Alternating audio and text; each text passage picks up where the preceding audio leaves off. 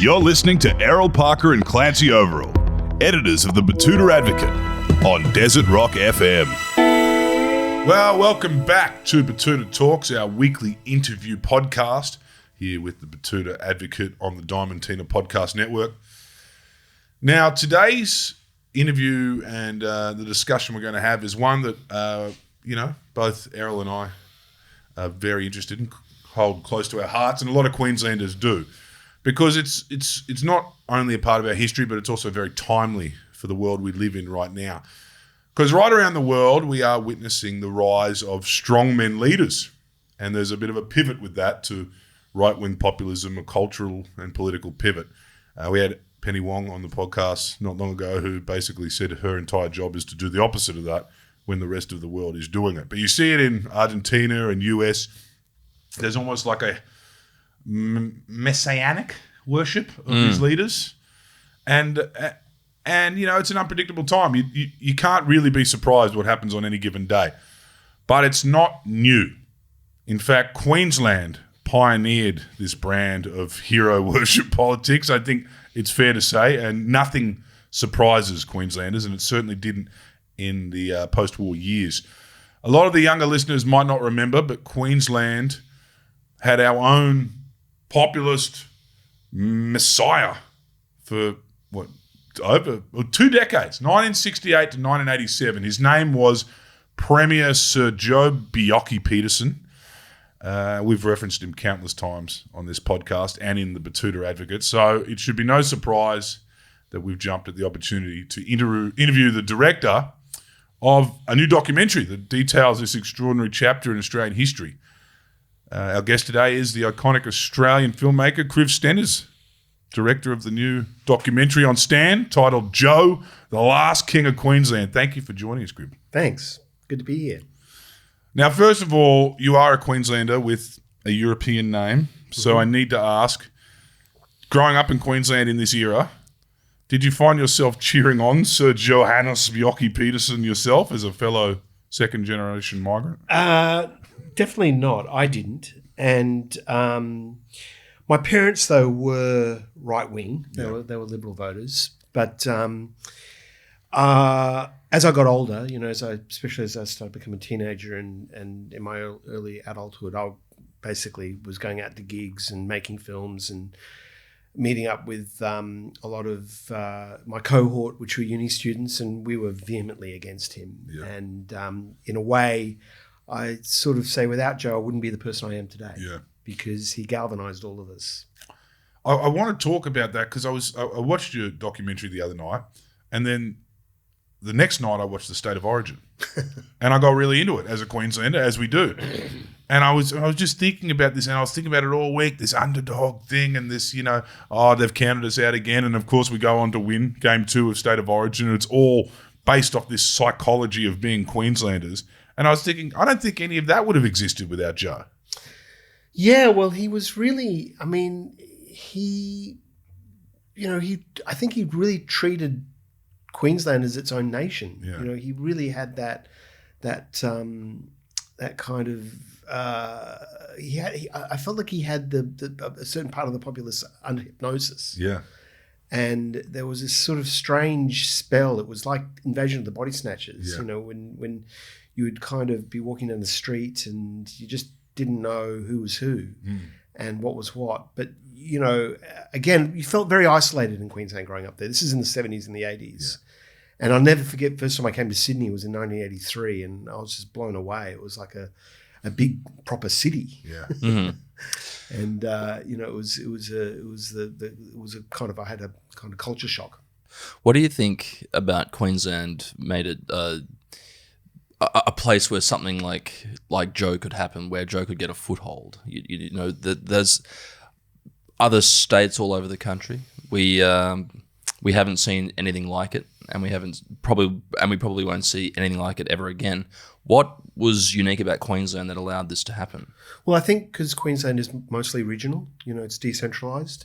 Brisbane is a small town, and the most of the population is up the coast, and as I said, it's rural based. So I think that in itself is historically the thing that separated Queensland from the rest of Australia. And Joe was able to activate and speak to that populace. They were the country people. They weren't the urban. I mean, we kind of clung to that little part of Brisbane on the river. The Bohemians or the urbanites were really small in number, and you really did feel surrounded by the country hicks. It does make sense when you look at those towns up the coast, even towns you don't hear of often. Like you hear of towns like Townsville, Rocky, Bundy, Cairns. You hear about them all the time, and they've got 50 to 100,000 in each. But then you've got towns like, Maryborough with 20,000. Yeah, that's a big town. Mackay and Gympie, even places like that are really the Sunshine Coast. The minute you go out, even you go north to Caboolture, you're suddenly in the boondocks. Yeah. It's quite extreme. And then I also grew up on the Gold Coast. Yeah. And so then there was this other contingent, which was the White Shoe Brigade, and that development at all costs. The whole idea of like, let's develop this. And just reap and sow whatever we want. Let's just build these god ugly buildings. Let's rip everything down. Let's just make money. Yeah. And you had that along with the sort of regional rural element, and it was sort of like a perfect cocktail for disaster. There was an interesting kind of blend of DNAs. You're right. There was this White Shoe Brigade, this Clive Palmer, this kind of why not ask for forgiveness, not permission. Manifest destiny. Yeah, manifest destiny. Then you had these almost isolationist country towns who they lived and breathed on the fact that they identified themselves as not being from the city. Like that was a big thing. Bob Catter still says it to this day, these bastards in Brisbane, as though Brisbane's, New York City. Mm. And then you've got this religious vein, which I was surprised kept popping up throughout your documentary. I was I know to this day a Bible Belt still very much exists, kind of on the western outskirts of Brisbane. You kind of go up from the Lockyer Valley up through Esk and up that way to Childers. Driving between Brisbane and Toowoomba, you're going to see those billboards, about pray and, anti-abortion or whatever else. And I know that's always been a big thing up there, but I didn't realise it was something that could be activated like statewide in the way Sir Joe did. Yeah. Yeah, I mean, he was. I mean, when Matthew Condon and I we started talking about the film, Matthew, who helped me co-write it. One of the main tenets that Matthew said that that really drove Joe. The foundations were land and faith. Yeah. And Joe basically justified everything, I think, through the prism of his religion. He really believed that even to the point to do good, you've got to do bad. Yeah. And so he was able to constantly justify himself and everything through that lens.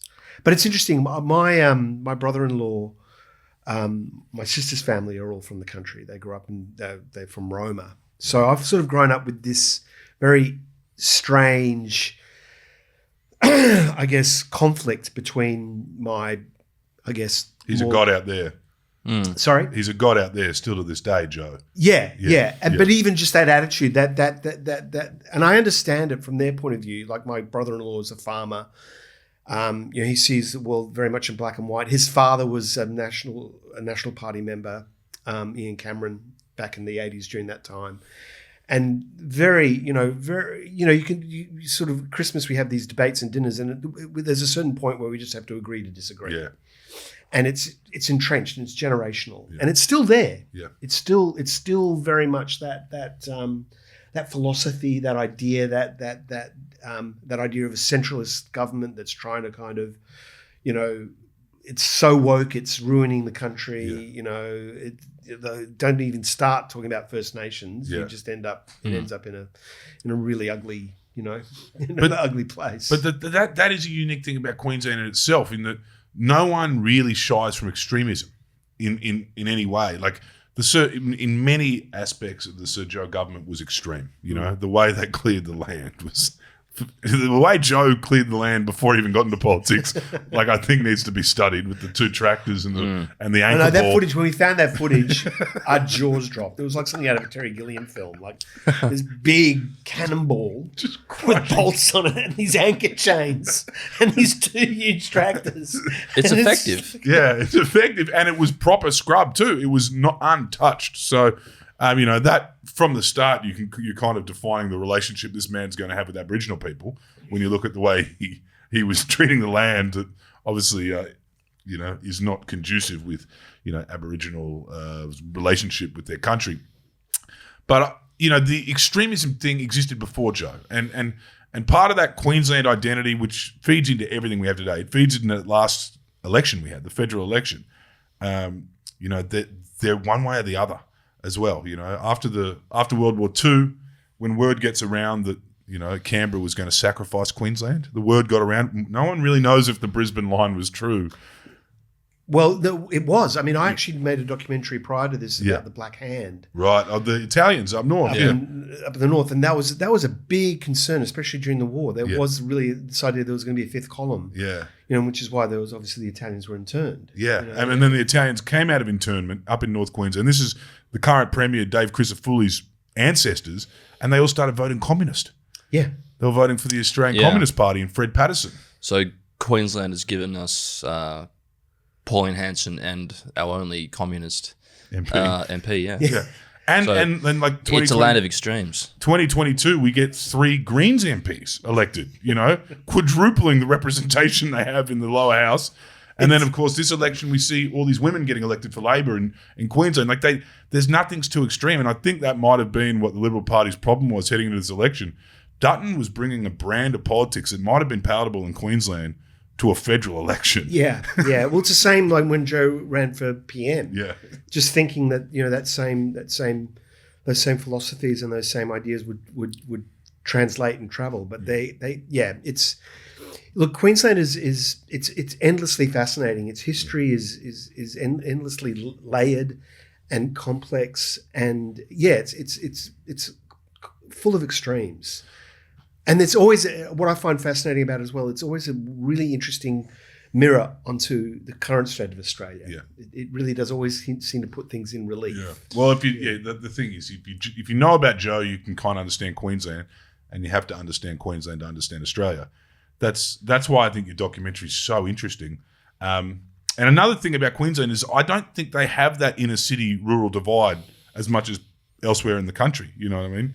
You were rallying against Joe in the city with all the, you go-betweens concerts and whatever else like that. But you still knew those people, You still had conversations with them. You still had Christmas with them. You weren't even I have arguments with my parents about left and right and about communism and fascism, and it wasn't my parents were fairly, even though they voted Liberal, they were fairly liberal minded, and they could see both sides of the argument. But it was, so many of my friends were arrested, were bashed by the cops, and again, a lot of my friends, went to jail and were jailed for having a seed of pot. It was scary. It was a scary time. Well, I think that one thing that's unique about what Clancy was saying about there's no real rural divide there is I think even an artist in West End would still back themselves to move sheep through a yard.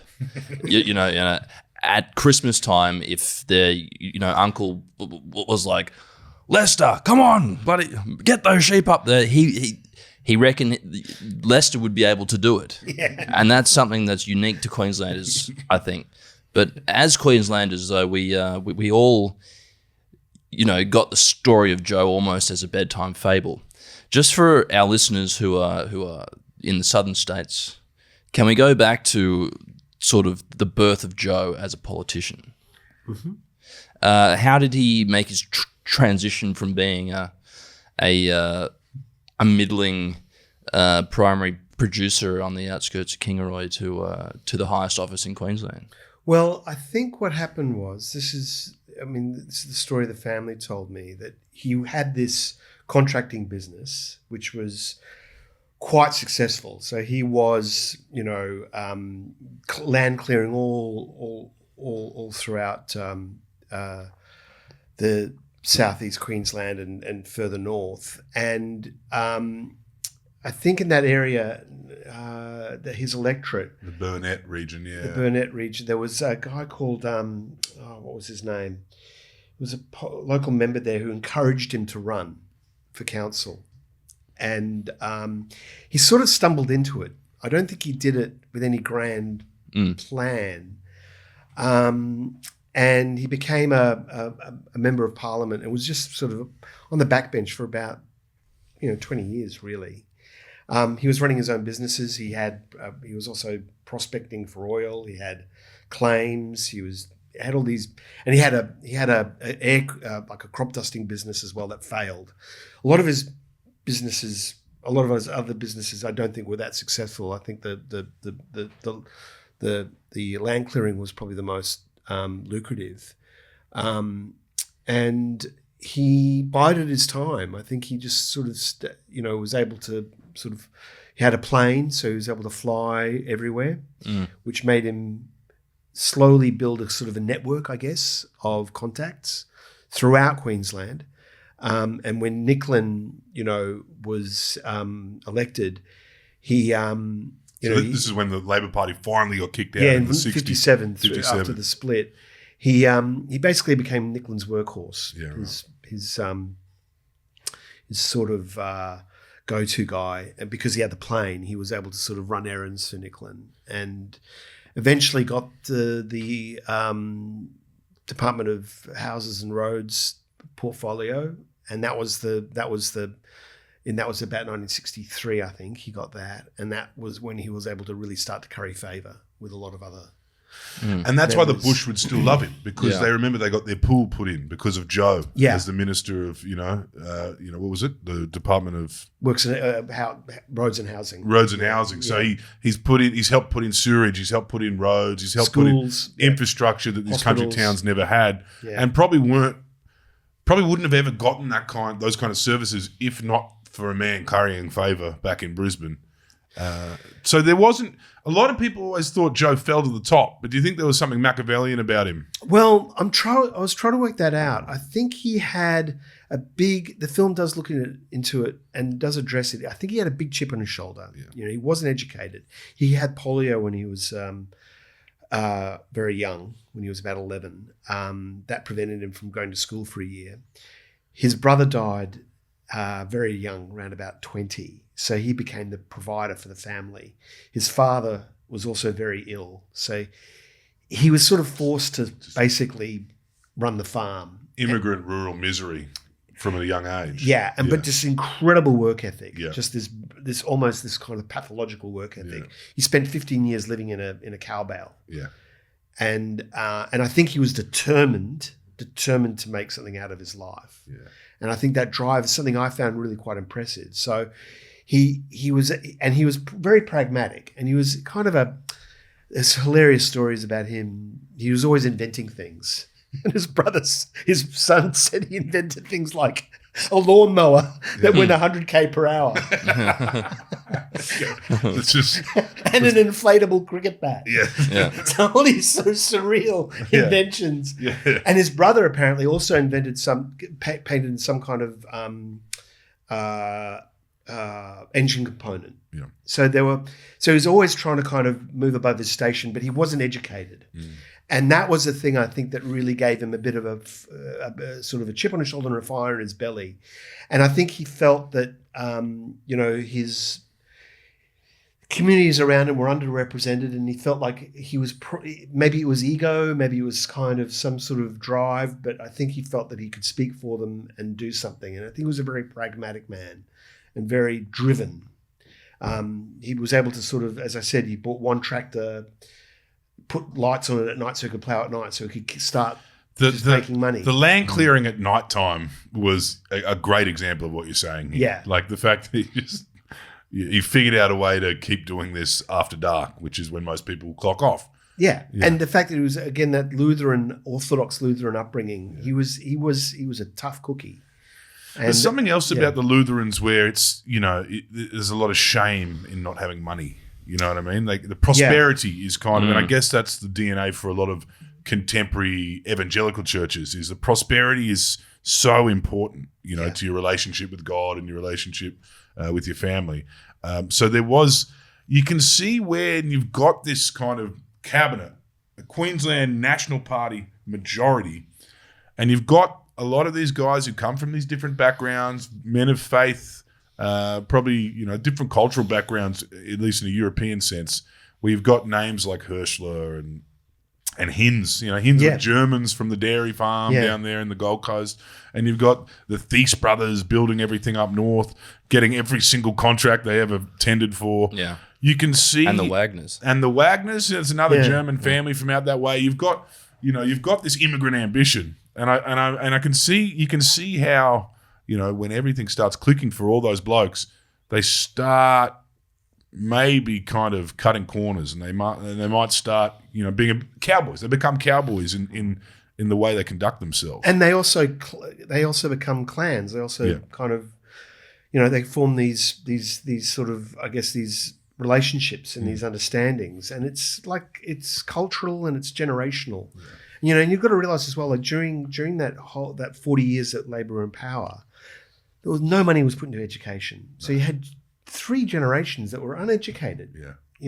And all they knew was that that backbreaking work. Yeah. So and then when they came in conflict and when they started to have kind of conflicts with the liberals and the educated urban force of politics, it was there was obviously a real moral ethical battle there. And that was the first we kind of ever saw in Australia of these elites. Yes. Dismissing the elites, anti-expert, and also Catholics as well. A lot of those elites being Catholic. Yeah, as well. yeah. And that heaven forbid the Catholic Church educate them. A lot of Catholic schools. That's the reason. There's 2 columns that emerged though in your documentary, and of course, people who were alive in this era would remember the 2 columns of corruption in the post-war years. You've got the National Party government, and you've got the Queensland Police. And I remember you tell the story in the documentary of Ray Whitrod, the clean skin being brought up. Was it Ray Whitmore? Ray Whitrod. Ray Whitrod. Clean skin being brought up from South Australia, an educated Baptist man who was just trying to reform the place. And he was brought in between 2 certain ministers that remain infamous, 2 commissioners that remain infamous in Frank Bishop and of course Terry Lewis, who later became Joe's 5'8". But Ray Whitrod had been around the world working as a police commissioner in the Commonwealth, and he said Queensland was like nothing he'd ever seen before. It was worse than Port Moresby. It was worse than any other jurisdiction he'd been involved in. And he found out that 95% of the police force hadn't finished primary school. Exactly. By the time he got in. Yeah. He was a really interesting guy. He was really wanting to radically reform the police force. He wanted women, he wanted a lot more women in the police force. He wanted everyone to have the chance to have university educations. So but what he did is he basically came into this hornet's nest of this legacy that Bischoff, the previous commissioner, had left, which was the Rat Pack and just this insidious culture of corruption and of backhand glad handing and just this graft and this boys club, and these guys like Murphy and Lewis and old Hallahan. Hallahan, man, those guys, from what I've heard, were they killers? I think Murphy, just stone cold murders. and Hallahan. I think you did not want to cross, like Catter wouldn't even in the interview that we did, would only call him as TM. Really? Yeah. Right, I wouldn't say the name. Yeah. He was terrified. See, Kat, that's an interesting one. I'd like to know. Kat gives, obviously, as he always does, some great sound bites for your documentary, but I'm sure you had him for a lot longer than you anticipated, and he had a camera, and he spoke for a lot more than you expected. Tell us some of the things that Kat was saying, because, you could argue he was part of this government. You could argue he was complicit in much of this National Party. He obviously, in his mind, is absolved because he left, and he left the National Party. He couldn't put up with it. Yeah. And he's become an independent. He's become, a maverick figure that we all know him to be now at a federal level. What were some of the things that Katter was saying? Because he was pretty close to it all. Yeah, well, he was basically on camera. He basically admitted, "Look, we knew the corruption was there, and in a way, he feels he was basically saying feels responsible in a weird kind of way." And he feels guilt that they didn't do anything about it. But he also articulated. He told a very, very long-winded story, but story about just how he was terrified because there was a bunch of cops up. It wasn't just in Brisbane. It was all up Queensland. Mareeba. These networks of these guys, and he was basically they had his sights on him, and they were trying to frame him. Yeah, and he was shit scared. So you reckon they could have? So the police corruption and they're working in tandem with organised crime in Queensland in the 60s, 70s, and 80s. You think those guys would have had no problem bringing down a state minister? Not at all. Not at all. No, right. That's how I think that's how unpredictable it was. Yeah, and how dangerous it was, and that's why I think when you look at what Chris Masters did and what Jim Slade did. You realise that's that's bravery. Yeah, that's the real deal. I mean, Jim Slade was probably one of the most extraordinary people I've ever met. So, Jim, just for the listeners who aren't familiar with this chapter, and we're talking about the corruption in the police force at the moment. And Jim Slade was a police officer who spent a lot of his life undercover, and bore witness to a lot of scary stuff. But it got to the point where he started thinking that maybe the stuff he was seeing on his side of the blue line was scarier, and ended up, being a big part. He spoke to Chris Masters. Chris Masters and him worked together on the Moonlight State, which was the ABC Four Corners production, which effectively you could say was the first kind of chink in the armor that brought down the Joe government, and very quickly. And, yeah, right. Yeah. Did Jim Slade? How does someone like that look? Someone who's obviously deeply.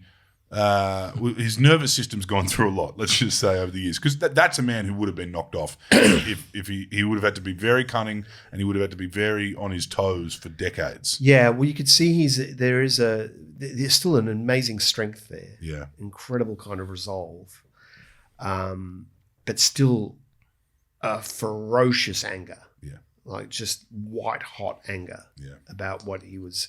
It ruined his life. Yeah, because he loved, I think, being in the police force. I think he genuinely loved doing what he did. I mean, he was doing incredible undercover work all up, tracking the heroin trade up in far north Queensland, doing these covert operations. So he was obviously, doing a job he was very, very passionate about. And I think that still is very painful for him that was taken away from him.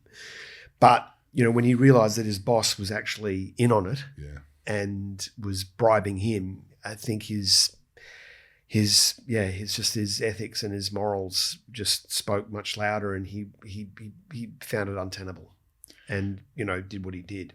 So the Syndicate, and we're not giving anything away because you have to watch this documentary to truly understand the many different moving parts of this government and the developers and the police and everyone who was involved in this whole in this Sir Joe era.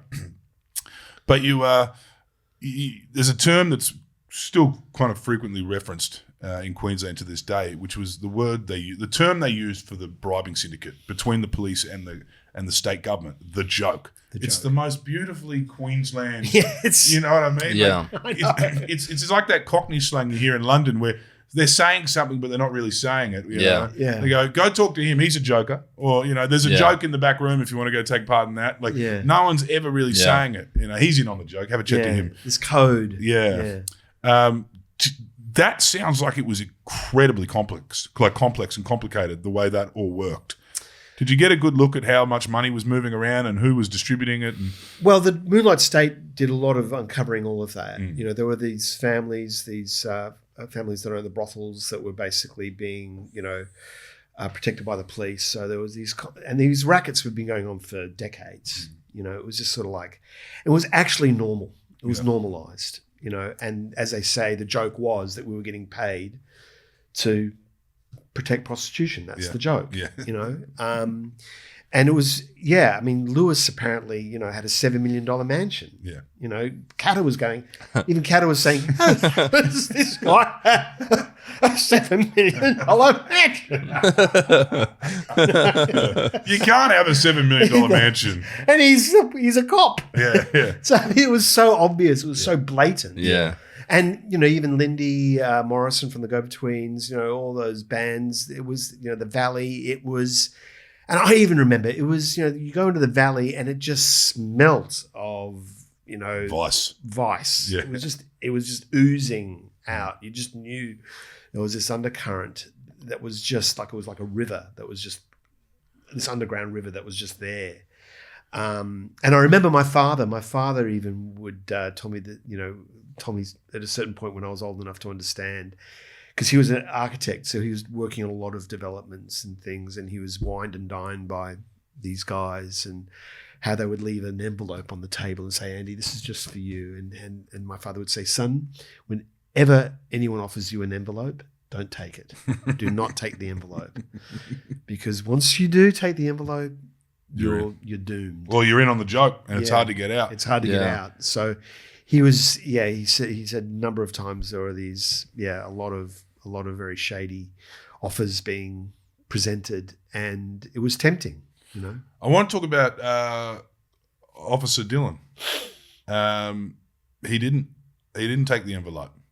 One of the many police officers I'm sure you interviewed for this documentary, and there's only so many you can include.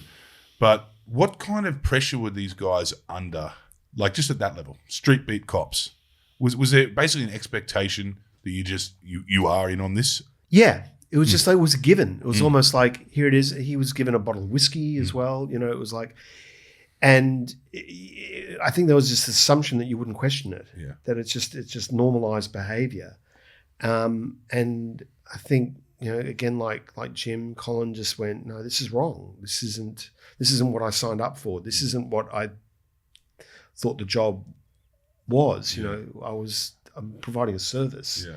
And this is just morally wrong. Well, Colin Dillon's an interesting one because he's obviously an Aboriginal man who wanted to join the police force to help, with the relationship between his community and the police force. And that's the first thing the first sign of a pat on the back is a bottle of whiskey in his locker. Well, he even talks about when he was younger, when he was just a young, constable, like they go out on these, whatever it is, their night patrols or whatever, and they'd stop off.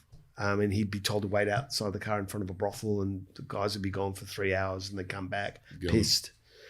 Get a root and get on the piss. And it would just again, and they go into shops and buy pies and not have to pay for it. And you go, no, I want to pay for it. Yeah. No, you don't have to pay for it, mate. And he found that, I think it was just a process. It was just an attrition. I think he finally, and when he got a direct bribe, I think it just was the straw that broke the camel's back. Well, Joe had a whole lot of ministers around him that were agreeable. One was Russell Hinds, and we spoke about this in our documentary that we did on Fine Cotton. Yeah. Where basically Russ Hinds was so red hot, but very much probably the larrikin that everyone thought Joe was. Russ Hinds just was the minister for everything. He diverted the Pacific Motorway to go past his dad's pub. Go past his dad's pub. Like, that's how much he's intervening I know, on policy. Still to this day, you can go on Google Earth and see this S-bend in the highway. No, people talked about it in the doco. I mean, Russell was always in the scripts, my early versions of the film, but there was just a certain point like, oh my God, he's a film unto himself. Yeah, he is. And to incorporate him into Joe's story was really, again, really complex because Russ Hinds hated Joe. Yeah, there was a rivalry there, wasn't there? Yeah, and he tried to get him out the first time he got into, when he first became Premier. He was part of that contingent that tried to sort of white hand him out. They had a Night of the Long Knives. Yeah. Russ Hinds was an interesting one. And it's funny that we talk about this now because we do not talk about any other Queensland government since then like this. Like, we know these names, you know what I mean? Like, no, it's like Hitler's henchmen. Yeah, you know, it's like Goebbels. It's all these guys. I don't know who the fuck was the Minister for Main Roads under Anastasia Palaszczuk. Like, I knew the health minister because we had a pandemic, and that's about it. But then you kind of have these stories. I mean, the one that we heard and the one that we didn't, that we included in our Fine Cotton story was, you know, Russ Hinds spends all day, you know, whatever, they've got question time. He might even go to Parliament. He might not. He's in Chinatown, you know, and the cops used to say if the Triple C didn't get him, it'd be the MSG. You know, they would sit there and they would get a skin full of piss. And then he's driving home and he gets pulled over on the Story Bridge. And a young copper who doesn't know who he is, a really green copper, pulled him over. And Russ Hinds, the Minister for Police, who was also the Minister for Gaming and the Minister for Roads and Minister for everything, he gets out and he puts a map on the front bonnet and says to this young cop, "Where do you want me to send you?" I heard that story. On the Story Bridge. On the Story Bridge, like cowboy shit. No, well, like, you can imagine like a motorist going past that scene and being like, "Oh, that kid's fucked up." Yeah, yeah, that kid pulled over Russ. He's fucked. But it's so interesting with Russ Hinds because I watch a lot of archive. You know, again, you know, I grew up with him, but through the prism of being older now and looking at him. And it's same thing that I had when I met Bob Catter. You know, you have this perception of these guys being kind of clowns or buffoons. Yeah. But when you actually unpack it and really talk to them, and then when I looked at some of the stuff of Russ and when I read about him, ferocious intelligences. Yeah. You know, they're cunning, but also very quite worldly, and quite broad-minded. Yeah, you know, and quite, like, as I said, really intelligent and really self-aware. Yeah, and I think they understand that persona that they have, and they use it as a sort of as a mask or a shield to. You know, because they're constantly in the public eye. They're constantly being interviewed by the media. They've constantly got journalists at them. So they have to sort of present this sort of, you know, persona that can kind of deflect a lot. But underneath that, there's actually, you know, they're deep thinkers. That would also, I guess, pave the way for graft and crime, right? When you've got to present yourself as this righteous, religious, you know, Bible-bashing politician, but you have this worldly view, you have this worldliness about you and this open mind, you can see why they view prostitution as a necessary evil. Yeah. You know what I mean? We may as well take a clip on it. Yeah. You know, we may as well get paid because this shit has to happen. Yeah. And it's also precedence. This has been happening. It's perennial. We've read the Bible, mate. It's been happening since before. Well, yeah, no, prostitution, obviously, but also just the corruption and those modes of working, and especially in Parliament, you know, the way they would, I think, communicate, and the deals that were made, the way Joe worked, you know, behind the scenes to, you know, basically get proxy votes and promise people ministerships when they came back from overseas. Just all these deals, you know. It was, you know, it's high stakes chess. Now, you interview a lot of people. How many people in this document? I interviewed 41 people, which was a lot. We interviewed a lot of people. There's probably about 36 to 38 that ended up in the film. John Howard was an interesting one. Yeah. He obviously, there was a time in his life when he wanted to kill Joe. Yeah. Because Joe totally fucked him up. Yeah, fucked up his first tilt against Hawke, right? Yeah. Joe would have split. I mean, not really. He didn't really split the vote because Joe didn't even get on the ballot in the end when he tried to go for for PM. But Hawke was, you know, just took his opportunity. Yeah. He saw them; they're in a mess. Yeah. And he just went, look, call the election, and you know, called the election while Joe was in Disneyland. Yeah. Yeah. And you know, it was you know, within months there was the Four Corners report, and you know, by the end of that year it was all over. 87 wasn't a good year for Joe. No. Who impressed you the most of the people you interviewed? Like, who surprised you? Sorry. Well, Bob Catter surprised me. Yeah. Everyone says that when they meet him, don't they? Yeah. No, he was really interesting. Because I met with him a couple of months before that, and had like a 5-hour conversation with him, which was intense. And then, you know, the interview again went for another 5 hours. But Bob was really interesting. Obviously, Jim Slade, meeting Chris Masters was a highlight. Again, you know, these guys like who, despite everything, are still, you know, angry and bitter and still suffering from what they did. You know, Chris is you know what he's done not only with the Moonlight State but his other. Well, he went and did the same thing in New South Wales with the police and the rugby league down there, and of course Chris Masters brought down a French government. So and even now with the Ben Robert Smith case, you know, it's like he's a sort of an unsung hero, I think. And, you know, I think meeting the family was interesting as well. Being able to talk to John and to his sisters. That they struck me as very sensible, moderate, you know, rural Queenslanders that you would not have been able to tell me that their dad was once this almost like dictator of sorts. But they are very much that generation or that type of Queenslander, which is safe. Everything needs to be this way. Let's not rock the boat. It's, you know, the middle line. Very conservative. Very religious. You know, there's a kind of it's sort of this straight arrow quality about them.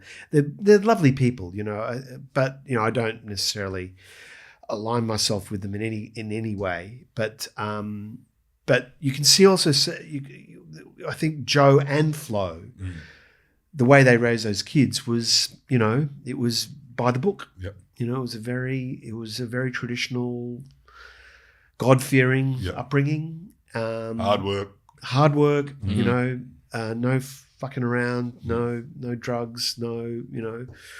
Just they all strike me as they would have probably become educators or something like that. You know. Well, I think some of them are teachers. That brand of Queenslander you mentioned there is really interesting. The safe, because that was who Anastasia Palaszczuk was appealing to.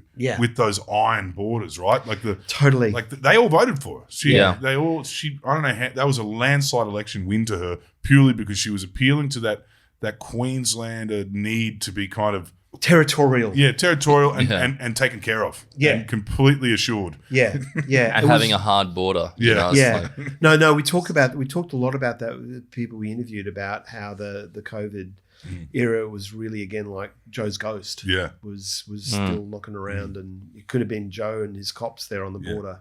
I mean you've got this all over Queensland. The one that really also springs to mind is Paul Pasali, the Ipswich mayor. You know, they knew how red hot he was, and they just kept electing him. He literally had to get sent to prison for them to stop electing him. Well, as Sally Ann Atkinson says in the film, he got things done. That is another through thing. And he just did what he said he was going to do. He did. So Port Douglas, Gold Coast, like that's the legacy.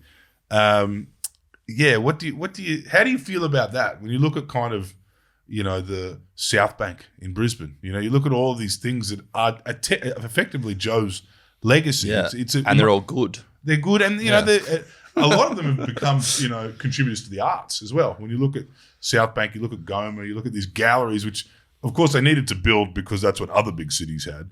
But it's kind of a weird. You wonder what the place would look like if you had never been there. Well, I've got a very traumatized view of that period because I grew up in Brisbane in the 70s and the 80s, and there's a certain period of Brisbane where it had a kind of a beauty and a charm. Robert Forster called it it was like Las Vegas and Memphis. It had this it was a country town, but that was also part of its charm. And I even remember, you know, my childhood, there were certain sections of it that were really quite beautiful in a weird kind of way. And obviously, you know, with Joe, you had the pulling down of Cloudland and of the Bellevue. And then just of this raping and pillaging, just this sense that everything old was bad and everything new was good and everything ugly was good. And this sort of homogenizing and this rampant development of tearing this down and then tearing that down to tear this down to build that. So much of that I get nostalgic for the Brisbane that no longer exists. Yeah, I mean, you get those old pubs. You know, the Bellevue was a perfect example. What a shocker! Like, imagine having that in the middle of the city to this day. And Brisbane now is unrecognisable. Like it's the fact that it has this river, the Serpentine River going through it. You know, was again, you could never know what side of the river you were on. You know, it's sort of rambling, and all the roads were built, you know, based on bullock cart tracks, and it was kind of this sort of higgly-piggly kind of town. But now it's just this sort of like there's freeways and there's underpasses and there's tunnels on tunnels and there's apartments. You don't know if you're on a bridge or an overpass or a corridor drive. Yeah, and it's sort of... And there's a Space Needle. Yeah, the Space Needle. Stefan's Space Needle. But I remember West End before, before... Fruit carts. Before Expo. And again, it was a really beautiful... I mean, I just loved old buildings. I loved industrial buildings. Were you in that scene? Were you part of that Pig City kind of crowd? I was, yeah. Did you get hit with a baton? I didn't. I was kind of a bit of a. I sort of ducked and dived and weaved and got my. You know, I didn't really. I wasn't too much of a provocateur. I was also. Mal Meninga never had to flog you. No. I kind of stayed a little bit in the background, but we were definitely, I made music videos. I was, we were working like. I met the Go-Betweens. I went to school, went to BBC just up the road from the Twong Music Centre, which is a record store that I went to every day after school. And I met the Go-Betweens, and they asked me to shoot their short film. And so I just sort of that your start?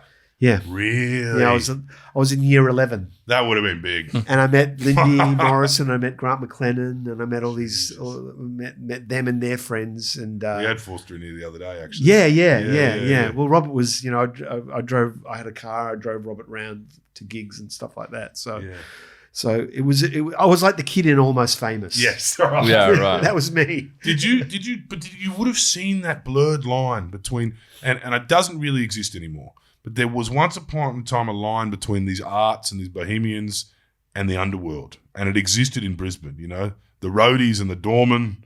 And you're not too far from there, you've got, the gangsters. Did you see a little bit of that when you were kind of... Yeah. As I said, the Valley was this really, really interesting place. And, you would on Saturday nights you'd go out and you'd find these clubs, and the clubs would be locked, and you'd stay there till dawn because then it officially became a party, so the cops couldn't raid it. And that was, again, as I said, it was a really exciting time because you sort of felt, because you were part of this small embattled community, you really felt like the rebels in Star Wars, and the evil empire. So you felt like you were, you're sort of united, and also you helped each other as well. Like, there was a lot of, especially, because I was making films, there was, we would share equipment and, help each other out on shoots and things like that. And there was a really lovely sense of community.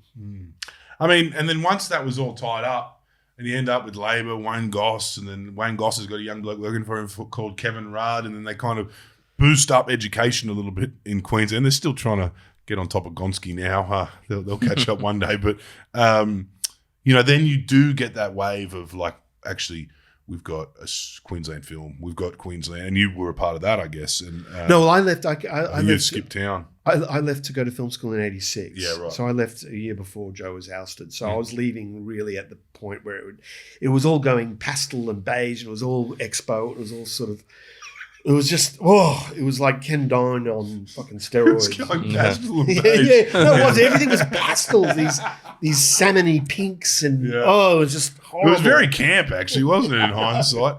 But then you end up, and then you get Powderfinger, and you get Pete Murray, and then Queensland was able to kind of... And Custard. Yeah. No, that was a great period. I wasn't there for that. And then that's when Robert and Grant McLennan came back from Europe and moved back to Brisbane. A lot of people, and Ed Cooper, these guys all moved back. Tex Perkins moved to Brisbane. Yeah, from Victoria. It was like a new age. It was like the evil witch is dead. Yeah. The empire has been toppled. Yeah, and it was Kev Carmody's released an album.